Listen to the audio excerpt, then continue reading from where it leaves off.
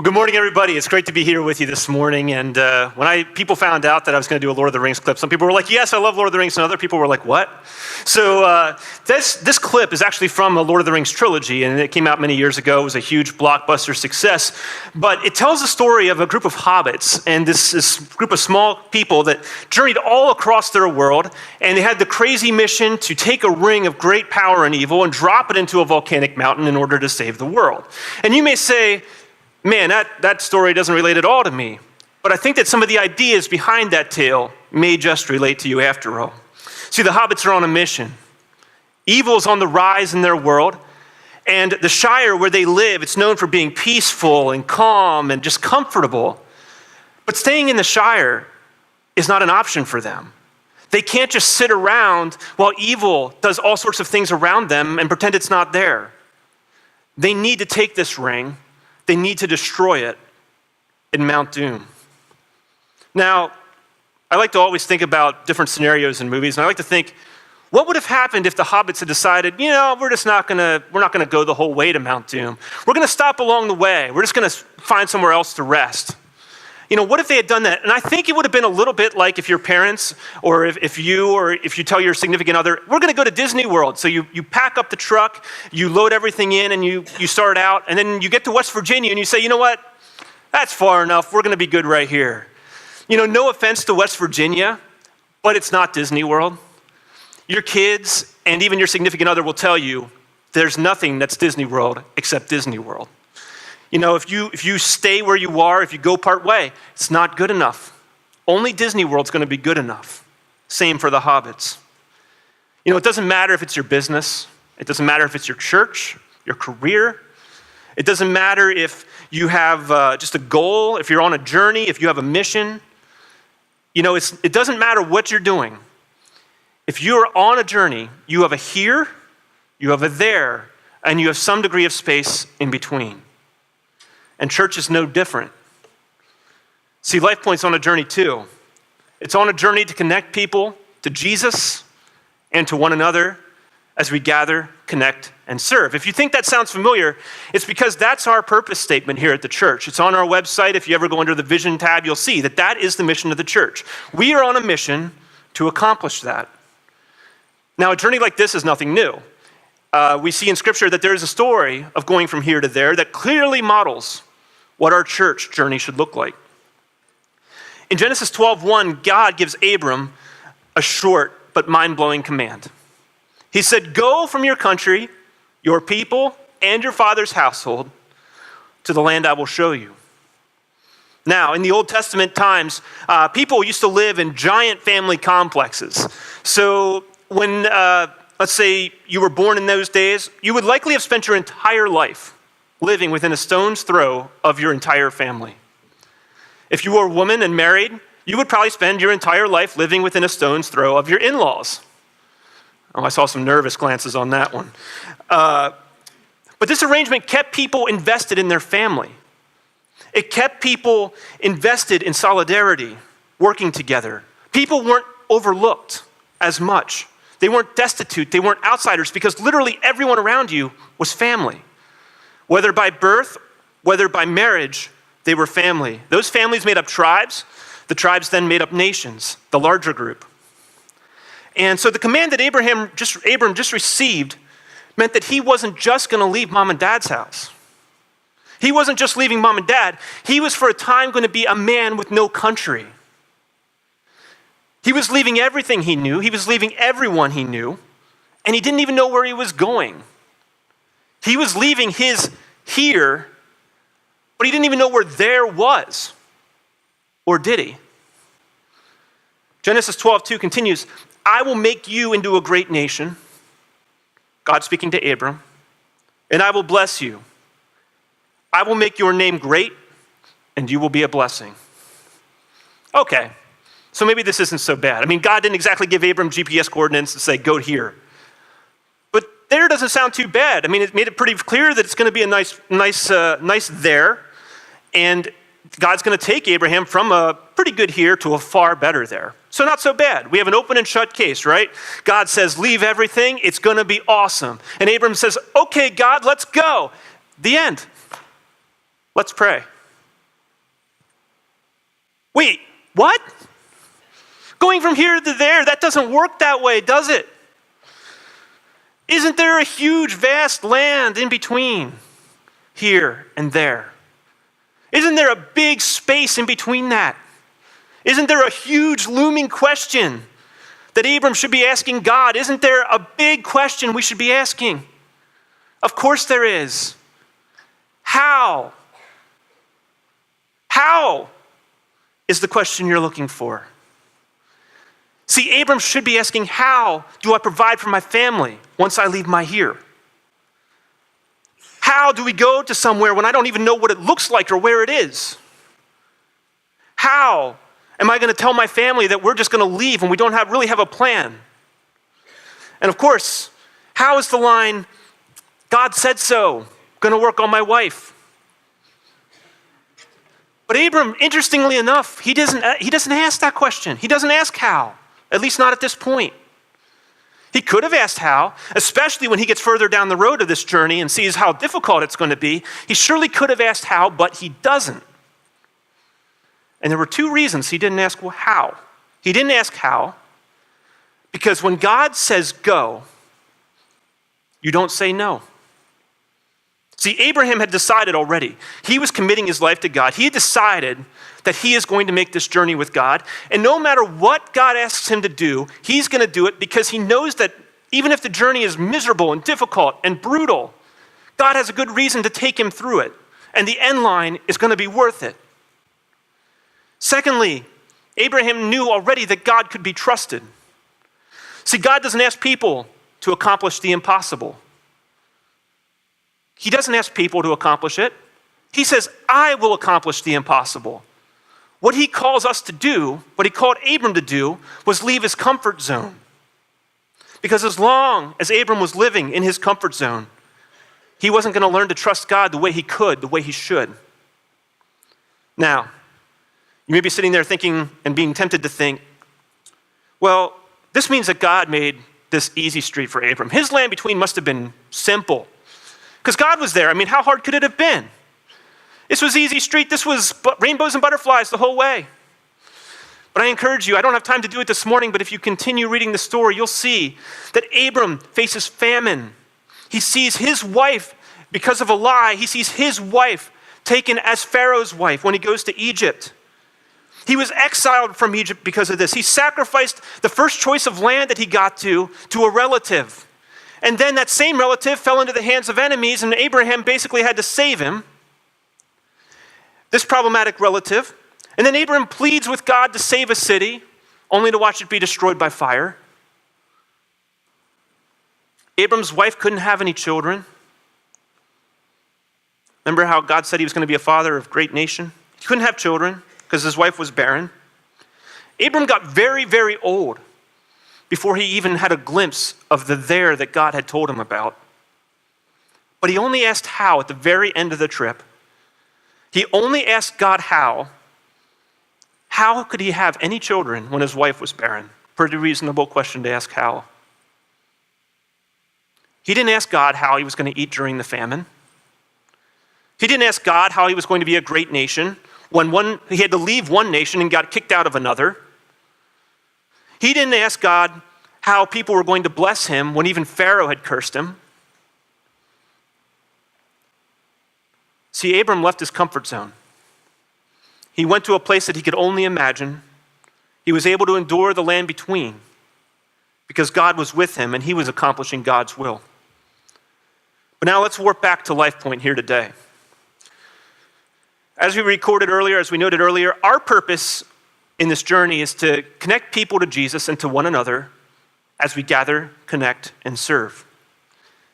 Now, the only way we're going to make that happen, the only way it's possible, is to constantly be willing to look at what we're doing in our here, but understand that God has a far greater, better there. And we need to learn to trust God in the middle. So let's look at our here this morning. Let's start at step one. Are we connecting people to Jesus? Yes, we believe that people are walking more closely with Jesus because of the community here at Life Point Church. We're doing great. Are we connecting people to one another? Yes, we believe that our ministries, our small groups, our events provide bridging opportunities where you can develop closer friendships that go on for a long time and develop mentorships and things of that nature. Do people have the opportunity to gather, connect, and serve in a healthy, safe environment? We're absolutely not perfect, but we believe that that is happening. We believe that that's an opportunity that you have. So, why don't we just stay here? Why don't we pull up our chair, kick back, relax our legs, and just stay here? LifePoint's going great. Let's just wait it out. Let's just sit around. It'll be great. I can tell you from more than 10 years in ministry and being a part of different disaster relief efforts and nonprofits and different things, that we, under no circumstances, absolutely cannot stay here. We must not stay here. See, we have a mission, and our mission is to connect people with the hope, with the love of Jesus Christ. And until that mission is done, we cannot sit around comfortable in our own little shire. We can't live at peace in our little community when the world is hurting and on fire. I had an experience this past year that was sort of eye-opening, but it shouldn't have been. I saw something that I see all the time. And normally it has very little effect on me because I see it all the time. But several months ago, I was summoned to jury duty.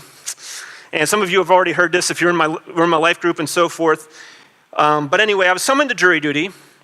And now I know that a lot of you like jury duty. You've shared that with me. You say, yeah, jury duty is great. You know, I get to see the justice system. I get to get out of my normal job for a week. There's a whole bunch of reasons that you like jury duty. And that's awesome. For you, it's a positive experience. I am not one of those people at all. In fact, I would rather scrub every bathroom. You think this is a joke. It's not. I would rather scrub every bathroom in LifePoint Church every day for 3 weeks from top to bottom with a toothbrush than go to jury duty. And it isn't because I'm against the system. It's not because I don't want to do my duty. It's none of that. It's not because I don't even find it interesting. It's because it bores me to tears to sit in the room. I am crawling up the walls in 15 minutes. So I tried all sorts of things to get out of it. I said that my wife was pregnant and due around that time, which was true. I showed them a copy of my ridiculous schedule in which I had about 15 minutes of free time, which was also true. I showed them that I knew 3 police officers in Harrisburg very well. Then I thought that would surely get me off. And sure enough, I was selected anyway. But it was as I walked from the parking garage into the Dauphin County Courthouse that I saw this eye-opening thing. And if you work in downtown or if you're familiar with the courthouse, I've been there a bunch, but if you're familiar with that area, you'll know that there is, sort of the courthouse and a parking garage, and then there's this old church that's sort of in the middle of everything. And it was this old church that caught my attention. Now, this church didn't impress me because of its architecture. Its brick and stone is awesome, but that's not what did it. And it wasn't the sign. It wasn't the technology. It was nothing on the sign. Very simply, this church had one thing that suddenly impressed me more than anything else around in the entire city. Camped out in tents, 1 inch apart, covering the sidewalk so that you could barely see it, like a pop-up city, completely surrounding that old church, were the homeless. Now, I've seen plenty of homeless people. I've interacted with them. I've helped some. I've ignored others, I'll be honest. But the homeless have always stood out to me. But this was new. Because as I looked around the city, and I saw the banks, and I saw the museums and the Capitol, all awesome things, the courthouse, I realized something. See, the homeless had been rejected at the seats of power. They were rejected at the banks, the Crown Plaza, the insurance companies, and more. They were rejected everywhere, in fact, except for a few shelters that were pretty much all full, and this one church in the entire city, this one church. Now, I'm not here to figure out if this is legal. I'm not going to argue whether or not the pastor made the right call by letting the homeless camp on his doorstep. I'm not going to say that city employees are bad or evil at all, because they have tough decisions to make, and maybe the banks and hotels really love the homeless and they just couldn't offer them a place to stay. I'm not into all that. What I am going to say, though, is that I recognize the profound truth. When the hurting need help, the church is the one place they know that they can get it. So when someone has been rejected by family, by friends, social groups, workplaces, the church should be a place of healing. So the church has an incredible mission. The mission of showing Jesus to the world. There is no other group on earth, there is no other group that can pull this off. Only the church can make it happen. See, LifePoint exists, this church. LifePoint exists because Pastor Glenn did not settle for his here. Pastor Glenn founded a successful church. He was doing well, but he knew that God had called him to there. So he left that successful church to plant this church, LifePoint. LifePoint was able to meet initially in the Friendship Center because volunteers were willing to come out and they were willing to roll out mats, set up chairs, do all kinds of work so that we could have a mobile church. They did it every week. We are in this particular building because faithful volunteers were willing to maintain it over time, just hoping that one day another church would come and inhabit this place. Many people left the ease and the comforts of their everyday average lives and decided that their spare time should be put into this place, that they should pour their hearts, their souls, their minds, and their backs into the work that's going on at LifePoint. See, God offers LifePoint many chances to stay here or to move there. And every time, LifePoint has answered the call and moved from here to there. So, if we need to keep that going, if we need to keep moving from here to there, if our mission is not finished, the question is, we know where here is, what does there look like? Now, forgive me if I get a little preachy this morning, that's normally not me. But I feel very passionately about this. See, I think our community looks more like Christ in our there. I think that we honor him with everything we do.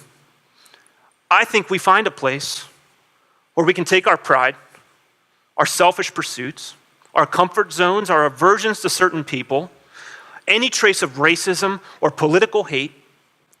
We take any of our walls of insecurity, our fears of failure.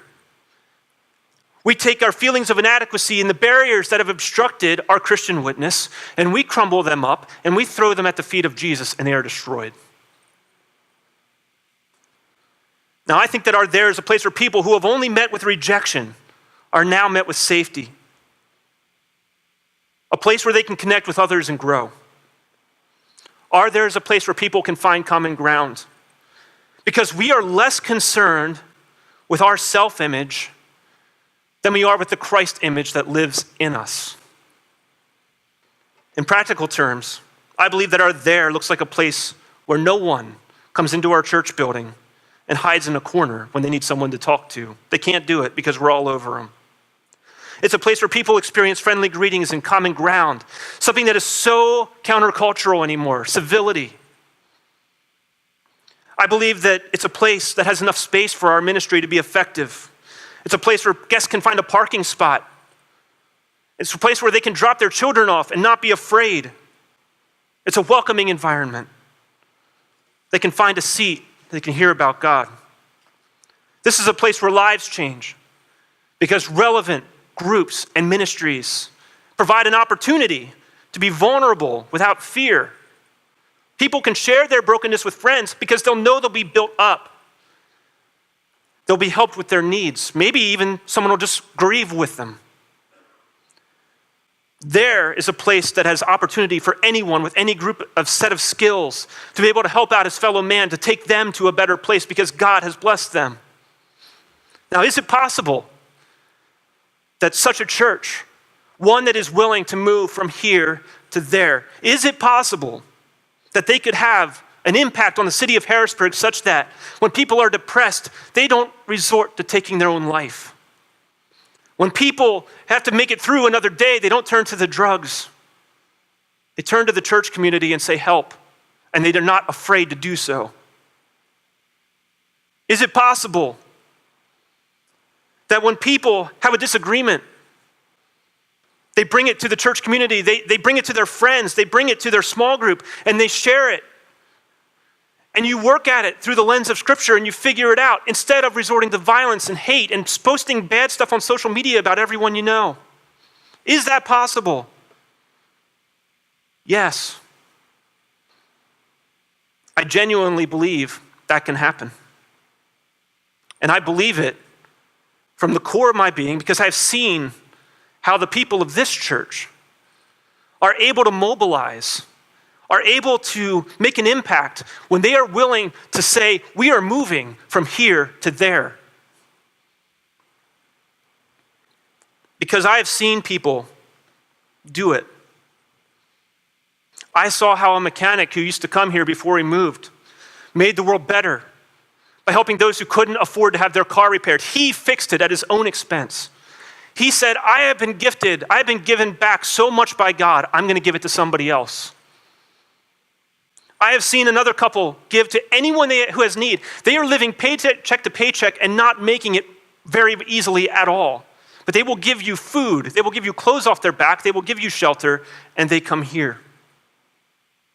I have seen people give up their Saturdays for a food bank. I've seen people buy Christmas presents for the children of the incarcerated. Even if it means that there's fewer Christmas presents under their own tree for their own kids, they will do it. I have seen people pick up trash in the parking lot, talk to strangers, cook food for the disabled. I've seen them give up their seats for a guest. And because of people like this, because of people like you, I know we can move from here to there. See, the alternative isn't acceptable. For this reason, it's vital that we don't lose sight of the mission. We can't become comfortable with a mission that is halfway complete, partway complete. We can't settle for the Shire when Harrisburg's broken. So now, we've been talking about a huge amount of corporate church ideas. But as individuals, what can you and I do to push the church from here to there? How can we help the church to stay out of the land between? I'll challenge all of us, myself included, with 3 simple guidelines. These guidelines will absolutely guarantee that we will move from here to there. First of all, follow LifePoint's purpose statement. Think about how you can connect people to Jesus and to one another. Commit yourself to being here on a Sunday morning or being at your home church on a Sunday morning. Become a connector and a greeter of people. You don't need to master the art of conversation. Some people think, well, I can't start a conversation because then I won't have anything to say. How do you know? You don't need to master the art of conversation. You just need to be a human being that's breathing and can say hello. In 1 Corinthians 9:19, Paul starts out and finishes in 22. He starts a thought and he says, though I am free and belong to no one, I have made myself a slave to everyone to win as many as possible. He wraps up in 22 by saying, I have become all things to all people, so that by any and all means, I might save some. Paul was a smart guy. He wasn't a jack of all trades, but that didn't stop him from doing whatever he could to connect with people and then connect those people to Jesus. Paul was all about the mission. All about the mission. Secondly, this is a tough one. Find a way to serve and make a commitment to it. There is nothing that will keep LifePoint and other churches stuck in the land between more than a lack of skilled volunteers. We just heard about Fun Fair, how we need help. That event gets stuck in the mud without you. That event doesn't serve 500 people last year without you. In Galatians 5:13, in the Amplified Version, Paul says, "For you, my brothers, were called to freedom. Only don't let your freedom become an opportunity for the sinful nature, worldliness or selfishness, but through love, serve and seek the best for one another." See, once we have a great Christian life, the idea is not that we pull up our chair and we just exist. The idea is once we have a great Christian life, we invite others along to journey with us because we have found something great and we should share it. See, for those serving on my team, I ask for a commitment. I ask for them to serve a set of services every month. For my music volunteers, I also ask them to be at a weekday practice. All told, this is a commitment of at least 7 hours a month, plus individual practice time on their voice or their instrument. And most of them, in fact, I think all of them, commit way above this. Some of them are willing to serve every week if I'd let them. But this is our baseline. See, I dare you to find your area of ministry and then not just commit, but commit big. Because at once a month, serving once a month, you might be involved in a ministry. But maybe what you need is twice a month to be invested in it. Whatever your level is that you need to be at to be invested in the ministry. Because serving God with the gifts he gave you is the best investment you can make with your entire life. See, your retirement might dry up, your health, I hope not, but your health may decline.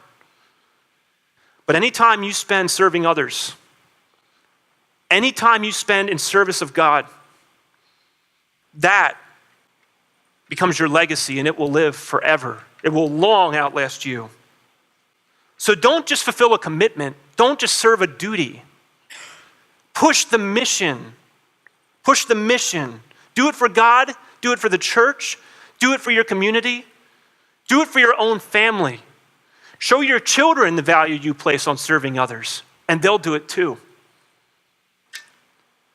Finally, pray about your there. Pray about our there. Pray that God will continue to lead us as a church and lead you as a person to a far better there. Right now, especially pray for our facility situation. Glenn asked me to share that the township has approved the building phase. And in the next weeks, you are going to be hearing a lot more about it. And an improved facility, first of all, hear me, an improved facility is not going to fix Harrisburg. It may not even fix all the problems here in this church. It's only a tool for ministry and one that helps us minister better. And we want to use it to move from a good here to a far better there. A there that will impact people in a big way. We can't be content with here and with the scope that this building can handle when so many people are hurting. We need space for the broken to find healing. So I challenge you this morning with these 3 recommendations. Don't hold anything back. It's time to move on from here to there. We can't rest in the Shire when the world is falling apart. And maybe God has laid something on your heart today, and you say, this is where I've been stuck, but I know God's calling me to something. He's calling you to commit to the mission, whatever that looks like for you. I'm asking you, for your own benefit, for the benefit of your community and your family, do it. If God is calling you to do it, do it. Because the there will impact people. It's important. And I pray that you will join me on that journey because I know that I'm not going to settle for here when God calls me to there. And I want to go along the journey with all of you. Better is one day spent where God says to go than 1,000 spent stuck in the Shire. Let's pray.